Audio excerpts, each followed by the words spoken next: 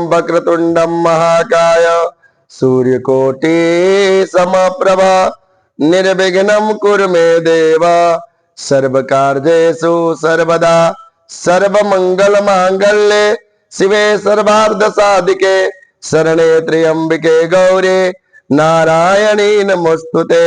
नमस्कार जी। कार्तिक कृष्ण पक्ष के चतुर्थी, जिसको हम करवा चौथ के व्रत के नाम से जानते हैं, आज मैं उस व्रत का कथा आपको सुनाने जा रहा हूं। इस दिन व्रत रखने से स्त्रियों को अखंड सौभाग्य प्राप्त होता है। अपने पति के दीर्घायु के लिए स्त्रियां करवा चौथ का व्रत रखती हैं। एक नगर में 7 भाई थे। सातों भाई की एक बहन थी। सातों भाई अपने बहन से बहुत प्रेम करते थे। बहुत ही लाड़ और प्यार से बहन को पाला था। सभी भाई अपने बहन से अत्यंत प्रेम करते थे। बहन का विवाह बड़े धूमधाम से किया और बहन को बहुत सा दहेज देकर विदा किया। जब कार्तिक कृष्ण पक्ष के चतुर्थी का व्रत आया, व्रत के उद्यापन के लिए भाइयों ने अपने बहन को अपने घर बुलाया।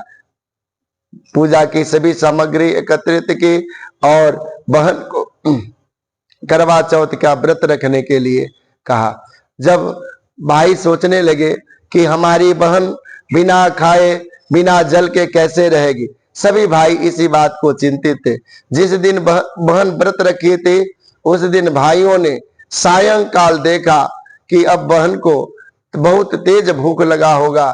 भाइयों ने जंगल में आग लगाकर एक कपड़े पर नकली चंद्रमा बना करके और बहन से कहा कि चंद्रमा निकला है, अर्घ दे दो।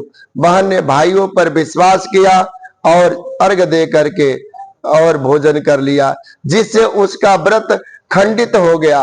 और व्रत खंडित होने से उसके पति को एक असाध्य रोग लग गया। दिन प्रतिदिन पति का हालत खराब होता जाता था। कोई भी दवा काम नहीं करता था। एक बार जब इंद्राणी पृथ्वी पर भ्रमण के लिए निकली थी, उसने पूछा कि मेरे पति को असाध्य रोग क्यों लगा है, कोई भी दवा काम नहीं करता है, मैं क्या करूं? तो बताया कि तुम्हारे भाइयों ने तुम्हारे साथ छल किया है और उस छल के तुम्हारा करवा चौथ का व्रत खंडित करा दिया है, जिसके प्रभाव से तुम्हारे पति को ये रोग लगा है। अगर तुम करवा चौथ के व्रत को विधि विधान से करोगी, तुम्हारा पति ठीक हो जाएगा। उस स्त्री ने अगले साल करवा चौथ का व्रत विधि विधान से किया। निर्जला रहकर चंद्रमा को अर्घ दिया और अर्घ देने के बाद और भोजन किया अपने पति के हाथ से। उसके पति के सारे रोग समाप्त हो गए और सब अखंड सौभाग्य की प्राप्ति हुई। इस तरह जो स्त्री इस व्रत को रखेंगे, भगवान उनको अखंड सौभाग्य का प्राप्त होगा। भगवान की कृपा से उसको अखंड सौभाग्य की प्राप्ति होगी।